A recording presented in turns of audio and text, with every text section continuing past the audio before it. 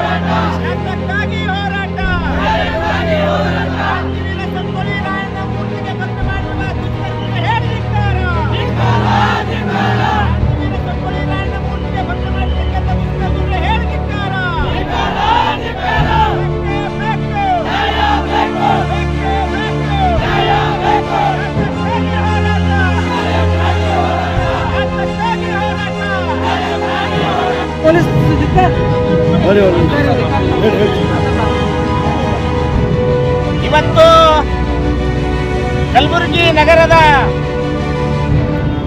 City bus stand ಹತ್ತಿರ ಇರತಕ್ಕಂತ ದೇಶಭಕ್ತ ಕ್ರಾಂತಿವೀರ ಸಂಗೊಳ್ಳಿ ರಾಯಣ್ಣನ ಮೂರ್ತಿಯನ್ನ ಈಗಾಗಲೇ ಸುಮಾರು ವರ್ಷಗಳ ಹಿಂದೆನೆ ಪ್ರತಿಷ್ಠಾಪನೆ ಮಾಡಲಾಗಿದೆ. ಆದರೆ ಇವತ್ತು ಆ ದೇಶಭಕ್ತ ಕ್ರಾಂತಿವೀರ ಸಂಗೊಳ್ಳಿ ರಾಯಣ್ಣನ ಮೂರ್ತಿಗೆ ಯಾವುದೋ ಒಬ್ಬ ದುಷ್ಕರ್ಮಿ ಇವತ್ತಿನ ದಿವಸ ಅವ್ರ ಖಡ್ಗವನ್ನ ಮುರಿದಿದ್ದಾನೆ. ಆ ಮುರಿದಿರತಕ್ಕಂತ ದುಷ್ಕರ್ಮಿ ಯಾರೇ ಆಗಿರ್ಲಿ, ಅವನು ಎಷ್ಟೇ ದೊಡ್ಡ ವ್ಯಕ್ತಿ ಆಗಿರ್ಲಿ, ಅವನನ್ನ ಪೊಲೀಸ್ ಅಧಿಕಾರಿ ಈ ಕೂಡಲೇ ಅವನಿಗೆ ಬಂಧಿಸಿ ಜೈಲು ಕಟ್ಟಬೇಕು ಅಂತ ಹೇಳಿ ನಾವು ಆಗ್ರಹ ಮಾಡ್ತಾ ಇದ್ದೀವಿ. ಇದು ಪೊಲೀಸರ ನಿರ್ಲಕ್ಷ್ಯ ಅಂತ ಹೇಳ್ತೀನಿ, ನಾನು ಮಹಾನಗರ ಪಾಲಿಕೆಯ ನಿರ್ಲಕ್ಷ್ಯ ಅಂತ ಹೇಳ್ತೀನಿ. ನೀವು ಈಗಾಗಲೇ ಕ್ರಾಂತಿವೀರ ಸಂಗೊಳ್ಳಿ ರಾಯಣ್ಣ ಮೂರ್ತಿ ಕೂಡಿಸಲಾಗಿದೆ, ನೀವು ಅವರಿಗೆ ರಕ್ಷಣೆಗಾಗಿ ಯಾವುದೇ ಬಂದೋಬಸ್ತ್ ಹಾಕಿಲ್ಲ, ಸಿಸಿ ಕ್ಯಾಮೆರಾ ಹಾಕಿಲ್ಲ. ಅದೇ ನೀವು ಇವತ್ತು ದಿವಸ ಏನ್ ಮಾಡ್ತಾ ಇದ್ದೀರಿ? ಇವತ್ತು ಡಾಕ್ಟರ್ ಬಾಬಾ ಸಾಹೇಬ್ ಅಂಬೇಡ್ಕರ್ ಅವರಿಗೆ, ಡಾಕ್ಟರ್ ಬಾಬಾ ಸಾಹೇಬ್ ಜಗಜ್ಯೋತಿ ಬಸವಣ್ಣವರಿಗೆ ಹಾಕಿರ್ತಕ್ಕಂಥ ರಕ್ಷಣೆಯನ್ನ ಕ್ರಾಂತಿವೀರ ಸಂಗೊಳ್ಳಿ ರಾಯಣ್ಣ ನೀವು ಯಾಕೆ ಹಾಕಿಲ್ಲ ಅಂತ ಕೇಳ್ತಾ ಇದ್ದೀವಿ. ನೀವು ಮಾಡಲೇಬೇಕು. ಇವತ್ತು ಮಹಾನಗರ ಪಾಲಿಕೆ ಕಮಿಷನರ್ ಆಗಿರ್ಬೋದು, ಪೊಲೀಸ್ ಅಧಿಕಾರಿಗಳಾಗಿರ್ಬೋದು, ಇವತ್ತು ದಿವಸ ನಾವು ಕೇಳ್ತಾ ಇದ್ದೀವಿ, ಕೂಡಲೇ ಕ್ರಾಂತಿವೀರ ಸಂಗೊಳ್ಳಿ ರಾಯಣ್ಣನಿಗೆ ನೀವು ಅಲ್ಲಿ ಪೊಲೀಸ್ ಬಂದೋಬಸ್ತ್ ಹಾಕ್ಬೇಕು, ಸಿಸಿ ಕ್ಯಾಮೆರಾ ಹಾಕ್ಬೇಕು. ಇದು ಎರಡನೇ ಬಾರಿ ಆಗ್ತಕ್ಕಂಥ ಘಟನೆ ಕಲಬುರಗಿ ನಗರದಲ್ಲಿ. ಮೊನ್ನೆ ಆಳಂದಲ್ಲಿ ಸಹಿತ ಯಾರೋ ಕಿಡಿಗೇಡಿಗಳು ಕಲ್ಲು ಹೊಡೆದು ಅವಮಾನ ಮಾಡಿದ್ರು. ಇಡೀ ಒಂದೇ ಸಮಾಜ ಸಂಗೊಳ್ಳಿ ರಾಯಣ್ಣ ಕೇವಲ ಒಂದೇ ಸಮಾಜಕ್ಕೆ ಸೀಮಿತವಾಗಿರ್ತಕ್ಕಂಥ ವ್ಯಕ್ತಿ ಅಲ್ಲ.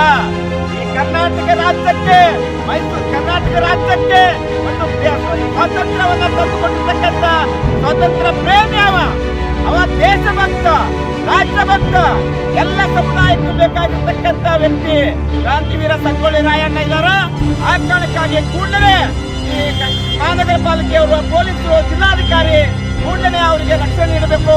ಏನು ಮೂರ್ತಿ ಭಗ್ನ ಆಗಿದೆ ಅದನ್ನ ಕಾರ್ಪೊರೇಷನ್ ವತಿಯಿಂದ, ಸರ್ಕಾರದ ವತಿಯಿಂದ ಕಂಚಿನ ಪುತ್ಥಳಿ ಮಾಡಿಸಿಕೊಡ್ಬೇಕು ಅಂತ ಹೇಳಿ ನಾವೆಲ್ಲ ಆಗ್ರಹ ಮಾಡ್ತಾ ಇದ್ದೀವಿ. ಕ್ರಾಂತಿವೀರ ಸಂಗೊಳ್ಳಿ ರಾಯಣ್ಣನವರಿಗೆ